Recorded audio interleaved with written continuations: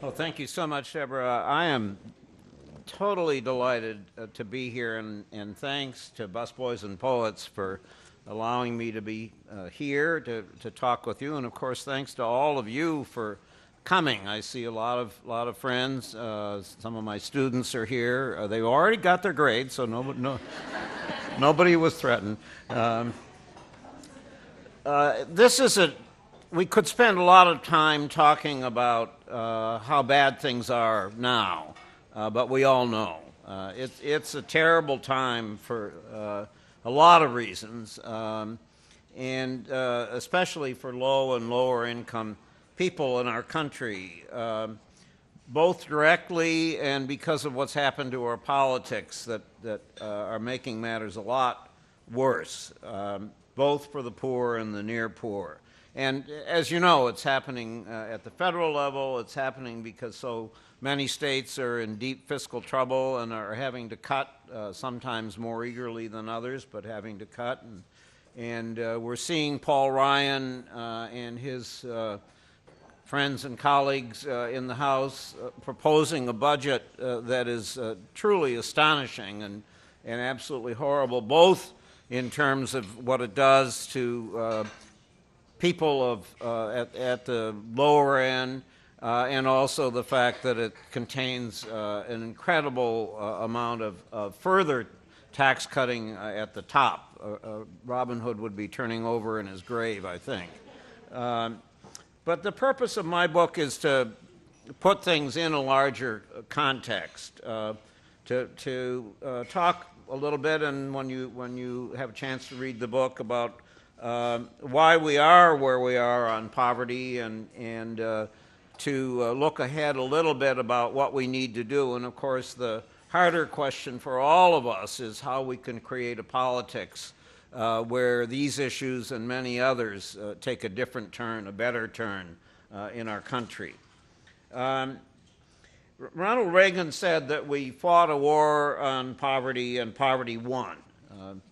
Well known, everybody heard that. Well, the first thing I want to say, and I of course say in the book, is that Ronald Reagan was wrong about many things. The fact is, and we need to celebrate this, that the public policies that we have, from Social Security through a long list of earned income tax credit and food stamps and so on, are keeping 40 million people out of poverty. So that instead of the 46 million people we have in poverty, which is certainly bad enough and then some, we would be at 86 million without all of those policies that we have. So we have been successful in our public policy. So there's a paradox here, or an apparent paradox, because what I said is absolutely true, but at the same time, if we look at the trends in the percentage of people who were poor in this country, in 1973 we had the lowest percentage that we've had since we started counting in the early 60s. That was 11.1%. And when Bill Clinton left office, after ups and downs, not downs below 11.1, but going up further, we ended the century at 11.3%. And of course, since that time, we've had 15 million more people join the ranks of the poor in this country.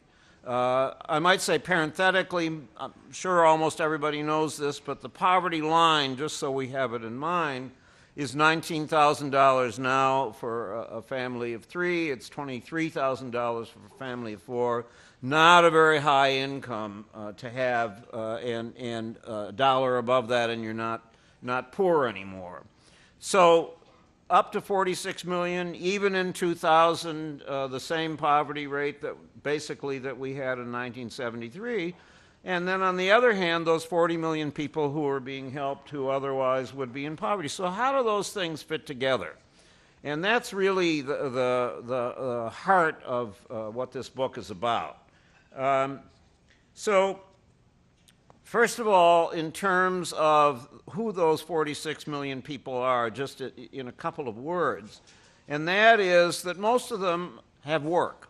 Most of them are working. A lot of them can't find full-time work. A lot of them are in low-wage jobs, which I'm going to talk about at greater length. But it's not some different kind of person who's poor from all of us. Most of the people who are ever poor in this country are below the poverty line for a relatively short time. Now, there's some people who are persistently poor, intergenerationally poor, but we really have to end this idea that there's somebody who's different from the rest of us.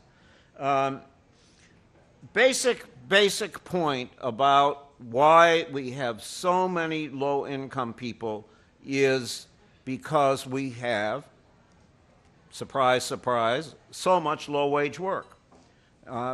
You know, again, you hear over and over again politicians tell you, well, it's all somebody's individual fault. If they just tried harder, if they didn't go get on welfare, all this stuff. The fact is, and we know all this, that the manufacturing jobs went away, the good-paying jobs went away a long time ago, and were replaced, and thankfully they were replaced by jobs that just don't pay enough to live on. But I'm not sure if I sort of quizzed people here, people who are well informed and read the papers, watch the news, and all of that, whether people are aware of the magnitude of this. The median wage in this country, half the jobs in this country pay less than $34,000. That's pretty low. A quarter of the jobs in the country pay less than the poverty line for a family of four. So no wonder so many people are having so much trouble. And if somebody could, if there were two possible wage earners in a household, going back then and ever since, then okay, you could double that and do fairly well. But we've also had a great increase in the number of single moms, the number of people who are coping with this economy with only one wage earner. And so what has happened is we've gone from having the elderly be the lowest income group in our country. I mean, yes, the lowest income group in our country, to having indexed Social Security, having enacted supplemental security income, SSI, the effects of Medicare and Medicaid. The elderly are now the least poor group in the country. And the group, I'm not surprising you, that is the poorest are children. Why? Because children have parents, and this is largely a story about women and children, and they're the poorest group. Now, that job, that $34,000 job, pays almost the same amount that it did in 1973. It's only gone up, if you take inflation into account, it's only gone up by 7% in the 38 years. Last year, for which I've got numbers, is 2011. Only gone up 7%, less than a fifth of 1% per year. It's really astonishing. Did the economy not grow? Well, of course it grew. All of that growth has stuck at the very top. 1%, 99%, absolutely. So that is story number one that we need to have in mind in understanding why we're stuck, why there's so many people who are having such a tough time, and it goes all the way down into people who are working quite hard and can't even get out of poverty. Second point, in the terms of the story of the situation that we have, and that is that we've had an astonishing increase in the number of people who have incomes below half the poverty line, deep poverty, extreme poverty. 20.5 million people, 20.5 million people in that category. It was 12.6 million at the beginning of this new century. In other words, up by almost 8 million in just 11 or 12 years, and doubled, the percentage doubled since 1976. Well, what's that all about?